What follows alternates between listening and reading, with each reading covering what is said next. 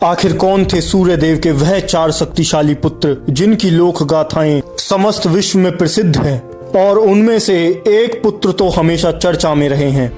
तो नमस्कार दोस्तों, आपका एक बार फिर से अपने वैदिक ज्ञान चैनल पर स्वागत है।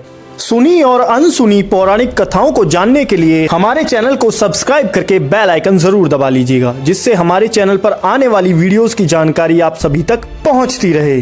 तो दोस्तों आइए जानते हैं कि कौन थे वह सूर्यदेव के चार शक्तिशाली पुत्र। इनमें सबसे पहले नंबर पर आते हैं शनिदेव। शनिदेव का जन्म सूर्यदेव और उनकी पत्नी छाया के गर्भ से हुआ था। इनका जन्म ज्येष्ठ महीने की अमावस्या को हुआ था। शनिदेव का रंग बेहद काला था। यह रंग देखकर सूर्यदेव को लगा कि वह उनका पुत्र नहीं हो सकता। इसी कारण उन्होंने अपनी पत्नी छाया पर संदेह किया और उनको अपमानित किया। माँ के तप की शक्ति शनिदेव में भी आ गई थी। माँ का अपमान देखकर उन्होंने क्रोधित होकर अपने पिता सूर्यदेव को देखा तो सूर्यदेव काले पड़ गए और उनको कुष्ठ रोग हो गया। अपनी यह दशा देखकर घबराए हुए सूर्यदेव भगवान शिव की शरण में पहुँचे। तब भगवान शिव ने सूर्यदेव को उनकी गलती का एहसास कराया। सूर्यदेव को अपने किए का पश्चाताप हुआ और उन्होंने शनिदेव और माता छाया से क्षमा मांगी।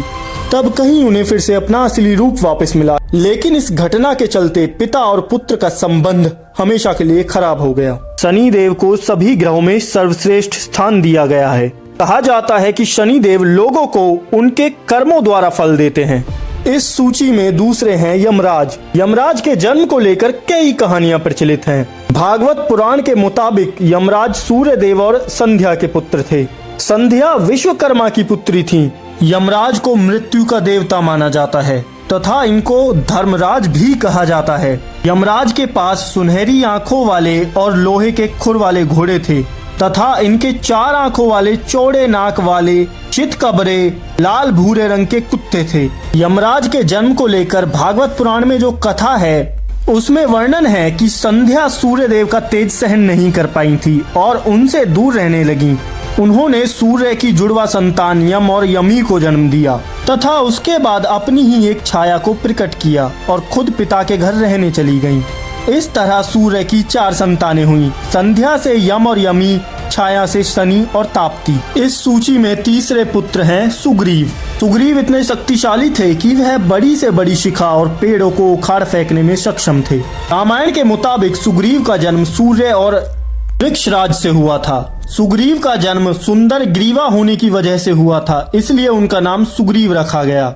वृक्षराज जब एक स्त्री रूप में थे तब सूर्यदेव उन पर मोहित हो गए और उनका तेज वृक्षराज की ग्रीवा पर गिरा। इस वजह से वृक्षराज ने सुंदर ग्रीवा वाले बालक को जन्म दिया जिसका नाम सुग्रीव रखा गया। सुग्रीव ने रामायण में एक अहम भूमिका निभाई थी। उन्होंने रावण को मारने में भगवान राम की मदद की थी। इस सूची में आखिरी है सूर्यपुत्र कर्ण। सूर्यपुत्र कर्ण का जन्म द्वापर युग में हुआ था। कर्ण माता कुंती और सूर्य के पुत्र थे। वो अमृत और कवच कुंडल के साथ जन्मे थे। कर्ण का जन्म कुंती के विवाह से पहले हुआ था, इसलिए उन्होंने लोकलाज के डर से उसे एक बक्से में रखकर गंगा नदी में बहा दिया था। बाद में हस्तिनापुर के सारथी अधिरथ और उनकी पत्नी राधा ने कर्ण को पाला। इसी वजह से कर्ण को राधे भी कहा जाता है।